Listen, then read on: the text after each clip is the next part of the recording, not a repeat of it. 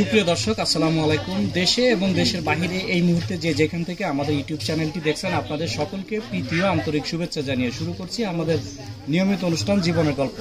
সম্মানিত দর্শক শ্রোতা, ক্যামেরার সামনে যে বোনটি আছে সে রুবি পাগলি। আসলে রুবি পাগলিকে আপনারা সোশ্যাল মিডিয়ায় অনেকে হয়তো দেখেছেন যে পাবনার এক জ্যাকি ভাই আছে, তার চ্যানেলে তিনি একটি গানের ভিডিও তৈরি করে তিনি ভাইরাল হয়েছেন। তো আসলে ইতিমধ্যে তার জীবনে একটি অনাকাঙ্ক্ষিত ঘটনা ঘটে গেছে। সেটি হলো যে মানুষটি গানকে ভালোবেসে এক ভক্তকে বিয়ে করেছেন, সেও গানের ভক্ত ছিল এবং সেই গান পাগল মানুষটি আজ কেন রাস্তায় ঘুরছেন। তো আমরা আসলেই তার জীবনে আসলে কেন এই দুর্দশা নেমে আসলো, কি তার সমস্যাগুলো ছিল, সেগুলো আজকে আমরা জানার চেষ্টা করবো। আপু, আসসালামু আলাইকুম।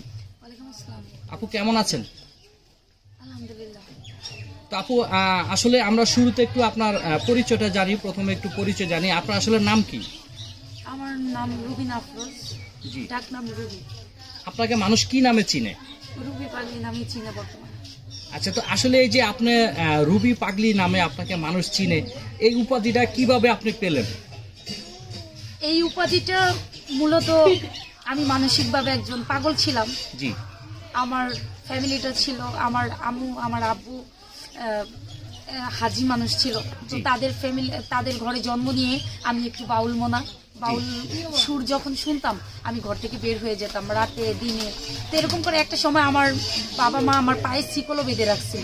তো আমি ওই শিকল করে ছিঁড়ে আমি গানে চলে আসছি। যে আমার জীবনে একটাই লক্ষ্য ছিল যে আমার যেহেতু সুরটা শুনলে আমার এত খারাপ লাগে, তো এই সুরটার ভিতর আমি একদিন আমি শিল্পী হব। সুরের পিছনে আর কি সময় দেওয়া শুরু করি। তো একটা পাগলামির মতো করে আর কি বাসা থেকে বের হয়ে যায়। তারপর পড়াশোনার পাশাপাশি গানটা শিখি। বিভিন্ন শিল্পকলা একাডেমি থেকে লালন গীতি, শাহ আব্দুল করিমের গানের উপরে, লোকগীতির উপরে আমি প্রশিক্ষণ নেই এবং সেখান থেকে আমি পাই আপনার সার্টিফিকেটও অর্জন করি। তারপর বাসায় যখন যাই তখন আমার সংসার হয়, আমি মা হই। মা হওয়ার পরেও এই পাগলামি ভাবটা যায় না। যেমন কেউ যদি প্রোগ্রামের জন্য ফোন করে তখন আমার হাজবেন্ডকে আমি এক সপ্তাহ ধরে আমি বলি যে দেখো আমাদের সংসারে তো একটু অভাবও আছে, হ্যাঁ, তুমি তো সম্পূর্ণ বহন করতে পারতেছো না, আচ্ছা তুমি আমার পাশে থাকবা। কারণ একটা স্ত্রী তখনই সেফ থাকে তার স্বামী যখন তার পাশে থাকে। ক্যামেরার দিকে তাকায় বলুন। তো আমি তখন ওকে বলতাম যে তাইলে তুমি আমার সাথে চলো। তো আমাকে নিয়ে বিভিন্ন প্রোগ্রামে যাইতো। আপনারা ইউটিউবে দেখলে অনেক আগের স্টেজে প্রোগ্রামে দেখবেন ও আমার সাথে আছে, হ্যাঁ, ও আমার সাথে প্রোগ্রামে যাচ্ছে। তো এই প্রোগ্রামে যায়, কিন্তু ও জিনিসটা হইলো কি মাঝে মধ্যে প্রোগ্রামের থেকে এসে আমি যখন আমার সংসারে ভরণ পোষণ চালাইতাম, আমার বাচ্চার জন্য চালাইতাম, আবার একটা মাঝে মধ্যে হঠাৎই ও একটা এই যে আপনার যে মনে যে বাউল সত্তা, আপনার মনে যে বাউল সত্তা বাস করে, এটি আসলে আপনি কত বছর বয়স থেকে আপনি মনে এটাকে পোষণ করেছেন? এটা যদি বলতে যাই তাহলে যেটা সত্য ঘটনা, আমি ক্লাস 2-তে যখন পড়ি তখন আমার স্কুল টিচার আমাদের একটা স্কুলে একটা অনুষ্ঠান ছিল। তখন আমি ব্র্যাকেট স্টুডেন্ট ছিলাম। তো পরে আমার স্যার বলল যে গান করবে সবাই। তো আমি বললাম যে স্যার আমি একটা গান করব। তখন বললো যে আচ্ছা তুমি করো। তখন একটা গান করছিলাম, ডাক দিয়াছে দয়াল আমারে, এই গানটা আমি করছিলাম। তখন সবাই দেখলাম বাবা দিল, সবাই আমার হাতে তুলি দিল। এই যে একটা উৎসাহ, এই যে একটা অনুপ্রেরণা গানের জগতে ঢোকার। তারপর আমি যখন আস্তে আস্তে ক্লাস 9-এ উঠলাম তখন লাইব্রেরিতে আমার প্রত্যেক টিচার আমাকে ডেকে ডেকে বলতো যে বাবু তুমি একটা লালন গীতি শোনাও। তখন নাকি আমার কণ্ঠে নাকি সাইজের গানগুলো খুব ভালো লাগতো। তখন আমি এই লাইব্রেরিতে আমি গান করতাম এবং স্যারদেরকে শুনাইতাম।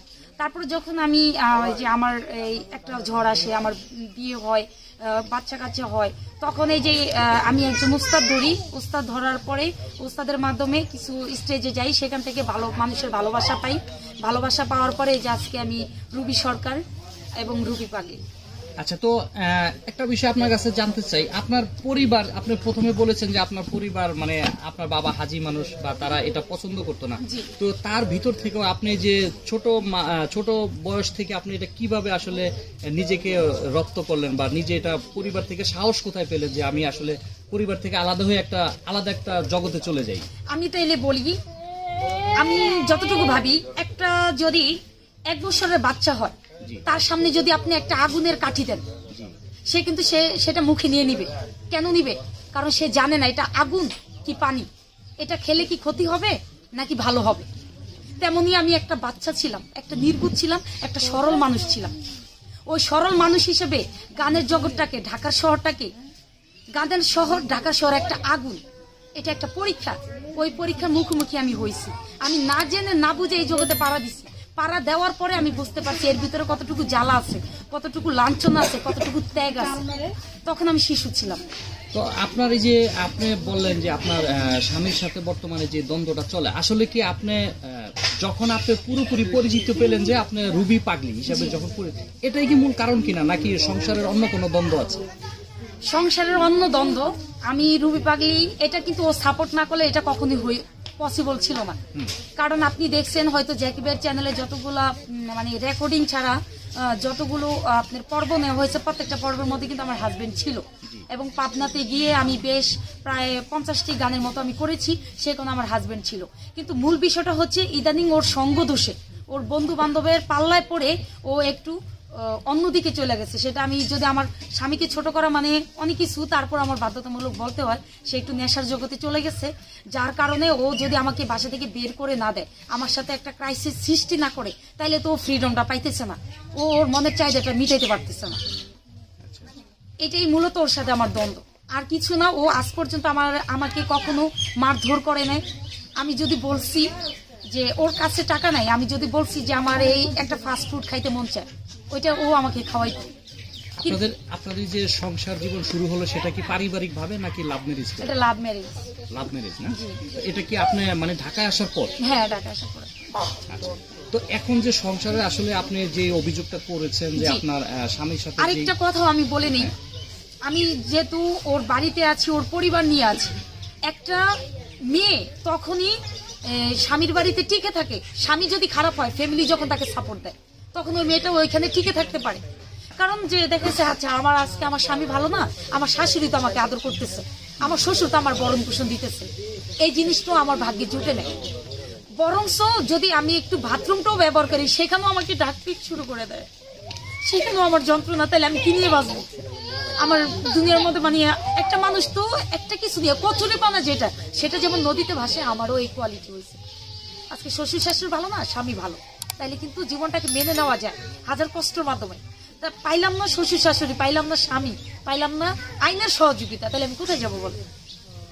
তাহলে আপনি গানকে ভালোবেসে একজন ভক্তকে বিয়ে করে এখন আপনার জীবনে কি পেলেন? তাহলে আমার জীবনে আর কিছু না পেয়েছি, আমি দুইটা জিনিস পেয়েছি। একটা হচ্ছে মানুষ মৃত্যুর আগ পর্যন্ত মানুষকে চিনতে পারে না, আমিও চিনতে পারি নাই। তবে যে দুইটা জিনিস আমি পাইছি, একটা হচ্ছে আমার সন্তানের থেকে আমি প্রকৃত একটা ভালোবাসা পাইছি, আমি এখনো পাইতেছি। আমি জানি আমি যদি হাজার খারাপ হই, পাগলি না শুধু, যদি আমি আমার সারা গায়ে কোনো কাপড় চোপড়ও না থাকে, তারপরে কিন্তু আমার সন্তান আমাকে অস্বীকার করবে না, আমার সন্তান আমার ভালোবাসবে। আমার মনে হয় দুনিয়ার মধ্যে এটি আমার সবচেয়ে ভালো কাজ ছিল।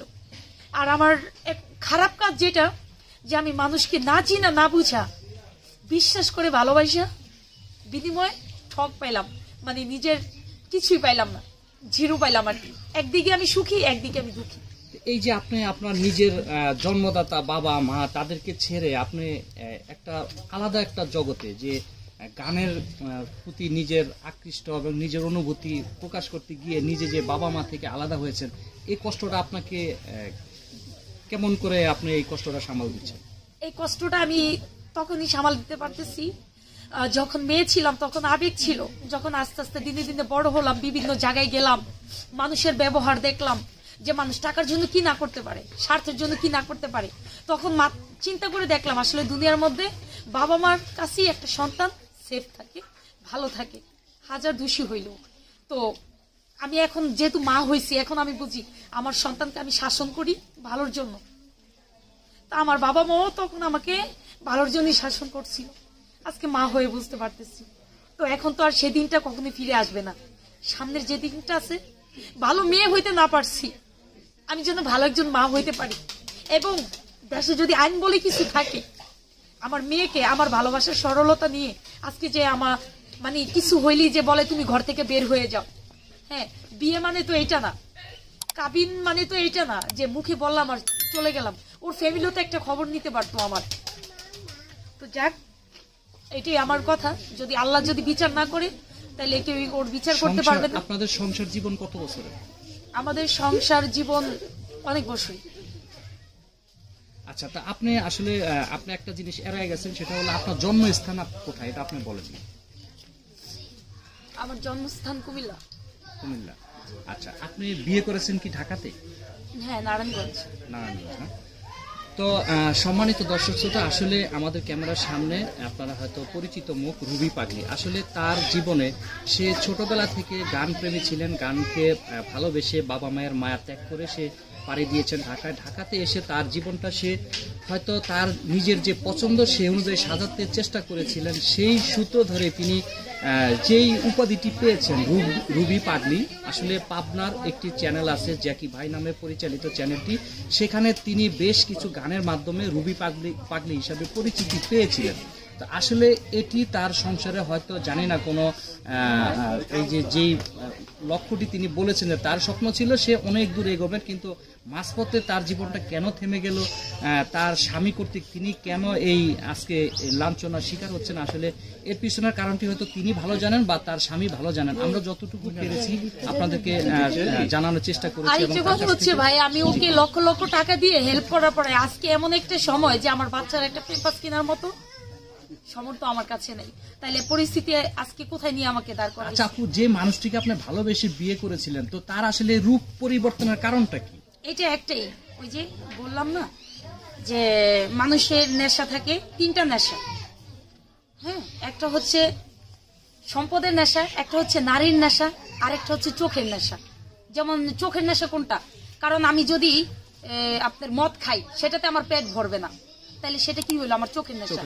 আমি যদি সিগারেট খাই সেটাতে কিন্তু আমার পেট ভরবে না, এটা হলো আমার মনের একটা মেন্টালিটি, একটা সমস্যা। তাহলে এটাই চোখের নেশাটা। তো ওর এই নেশাটার কারণে ও যখন আমাকে যদি বের করে না দেয় তাহলে তো ও বাসা ফিরে পাইতেছে না, নেশা করতে পারতেছে না। হ্যাঁ, এই কারণে হচ্ছে মূলত এই বিষয়টা। এখন আসলে আপনার এই যে দুটি সন্তান আছে, আপনার এই দুটি সন্তান নিয়ে আপনি কোথায় দাঁড়াবেন এই সময়ে? কোথায় দাঁড়াবো? কারণ যখন জন্ম হয়েছি তখন তো আমি চিন্তা করি নাই আমি কোথায় দাঁড়াবো, আমি কোন ঘরে জন্ম নিব, আমি কি হিন্দুর ঘরে থাকবো নাকি আমি মুসলমানের ঘরে থাকবো। কে যে সৃষ্টি করছে সেই আমার বাবা মার ঘরে দিছে, আবার সেই কিন্তু এখানে নিয়ে আসছে। কারণ আল্লাহর হুকুম ছাড়া যদি গাছের পাতা না লড়ে তাহলে আমার এই জীবনে যা ঘটতেছে ওই আল্লাহর হুকুমই ঘটতেছে।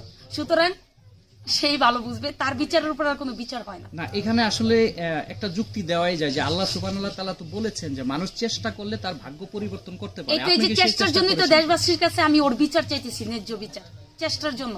তাহলে আমাদের যারা দর্শক আছে বা আপনার যারা অডিয়েন্স আছে, আপনি যেহেতু ব্যাপক আলোচিত একটি মুখ, তো সেই ক্ষেত্রে আপনার কিছু বলার আছে কিনা? আমি তো বললামই একটা কথা, যে আমি যে কথাগুলো বলছি যদি আপনি ও নারায়ণগঞ্জ বন্দর থানাতে আপনারা যান, ওর ফ্যামিলিতে যান, ফ্যামিলিতে গিয়ে আপনারা তদন্ত করেন এবং আইনের লোক গিয়ে তদন্ত করেন। যদি আমি যে কথাগুলো বলছি এর মধ্যে যদি সত্য মিথ্যা হয়, যদি একটু পরিমাণ যদি মিথ্যা হয়, তাইলে আমি এই দেশবাসীর কাছে আবারও আমি ক্ষমা চাইব যে আমি হয়তো মিথ্যা বলছি। আর যদি সত্যি হয় তাহলে এটার বিচার আপনাদের উপরেই ছেড়ে দিলাম, আপনারা এটার বিচার করবেন। আচ্ছা আপু, আমরা হয়তো আপনার যে অভিযোগটি করেছেন, আমরা আপনার স্বামী যদি আমাদের এই ভিডিওগুলো দেখে তাহলে নিশ্চয়ই তিনি আমাদের সাথে যোগাযোগ করার চেষ্টা করবে এবং আমরা তারও বক্তব্য নেওয়ার চেষ্টা করব।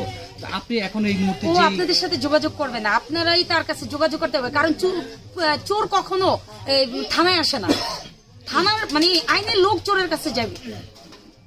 আচ্ছা ঠিক আছে, আপনার কথাটি আমরা আমলে নিলাম। আমরা অবশ্যই চেষ্টা করব যে তার সাথে যোগাযোগ করার এবং আপনাকে তাকে মুখোমুখি করার চেষ্টা করব। তো আসলে আমরা ভিডিওটি শেষ করব। সর্বশেষ আপনি আমাদেরকে, যেহেতু আপনি একজন গান পাগল মানুষ, আপনার এই মুহূর্তে আপনি সাংসারিক একটি ঝামেলায় আছেন, তো পাশাপাশি যেহেতু আপনি এখন ঘর ছাড়া, আপনার স্বামী আপনার খোঁজ নিচ্ছে না, দুটি সন্তান আছে, সন্তানের প্যাম্পাস কিনতে পারছেন না, বিভিন্ন সমস্যায় আপনি আছেন, তো আমাদের দর্শকদের উদ্দেশ্যে আপনার কোনো চাহিদা আছে কিনা?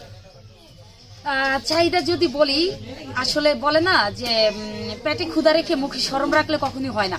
আমি যখন স্টেজে গান করি তখন কিন্তু কমিটি যদি আমাকে 20,000 টাকা বায়না করে, পাশে যে 10,000 লোক থাকে, 10,000 লোকও কিন্তু আমার গান শুনে বকশিশ দেয়, আমাকে সম্মান করে। তো আমি বলবো যে জ্যাকিবের চ্যানেলে বা মানে এতদিন ইউটিউবে যে গানগুলা গাইছি আমি কিন্তু কখনো কারো কাছে কিছু চাইনি। যদি আমার এই গানের জন্য হোক বা আমার এই দুর্দিনের জন্য যদি কেউ স্ব ইচ্ছায় যে আমার পাশে এসে দাঁড়ায় বা আমাকে সহযোগিতা করে, তাহলে আমি সেটা কেন দিব না? কারণ ভালোবাসা কেউ যদি কিছু দেয় সেটা অবশ্যই গ্রহণ করতে হয়। আচ্ছা আপু, আমরা ভিডিওটি শেষ করব। আপনার একটু, যেহেতু আপনি এই মুহূর্তে মানে সাংসারিক একটি ঝামেলায় আছেন, তো আপনার যদি কোনো মানে নিজের সংকোচ বোধ না থাকে, নিজের আপনার কণ্ঠে এই মুহূর্তে আমরা বিরহের একটি এককুলি গান দিয়ে আমরা ভিডিওটি শেষ করতে চাই। অসুবিধা আছে আপনার গাইতে? না, অসুবিধা থাকবে কেন? কারণ আচ্ছা, তাহলে আমরা যেহেতু আপনি শিল্পী মানুষ, তা আমরা আপনার এককুলি গান দিয়ে শেষ করব ভিডিওটি। সম্মানিত দর্শক শ্রোতা, আসলে আমরা যে রুবি পাগলি, আপনারা যাকে চিনেন, তিনি আসলে এই মুহূর্তে তো সাংসারিক ঝামেলায় আছেন, 2টি সন্তান আছে, তার সংসারে পারিবারিক একটি কলহ চলছে। তো তিনি আসলে আমাদের কাছে যে অভিযোগগুলো করেছেন, আপনারা হয়তো ভিডিওতে এতক্ষণ ধরে আপনারা শুনেছেন। তা আমরা ভিডিওটি শেষ করব তার একটি বিরহের গান দিয়ে। আপু প্লিজ।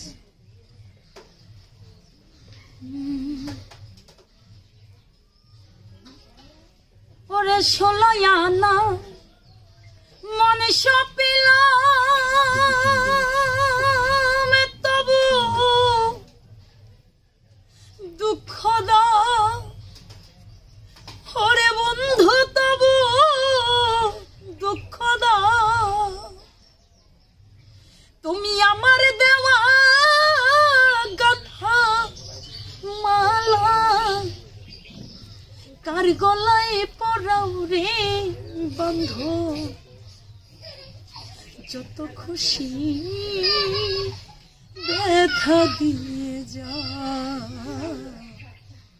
দুঃখ দিয়ে সুখ যদি পাও রে বন্ধু, যত খুশি ব্যথা দিয়ে যা। ওরে আমার আশা বাসর সজ্জায় করে বুকে লো, ওরে বেঈমান করে বুকে লো, আলে আর দুঃখের নদী, আরে এই রবির দুঃখের নদী প্রবাসী ভাই, আরে কোন বনে লোকাও রে বন্ধু, তুমি যত খুশি ব্যথা দিয়ে যা, দুঃখ দিয়ে সুখ যদি পাও রে বন্ধু, তুমি যত খুশি ব্যথা দিয়ে যা। সম্মানিত দর্শক শ্রোতা, যে বোনটি আসলে আপনাদেরকে বিভিন্ন সময় গান গেয়ে বিনোদন দিয়েছিল, সেই বোনটি আজ আসলে সাংসারিক ঝামেলায় সে আসলে খুবই মানে কষ্টে আছেন এবং বিরহে আছেন, দুঃখে জর্জরিত। এই দুঃখের সময় এই বোনটির আপনাদের পাশে চেয়ে আজকের ভিডিওটি এখানে শেষ করছি। ভালো থাকুন, সুস্থ থাকুন, আল্লাহ হাফেজ।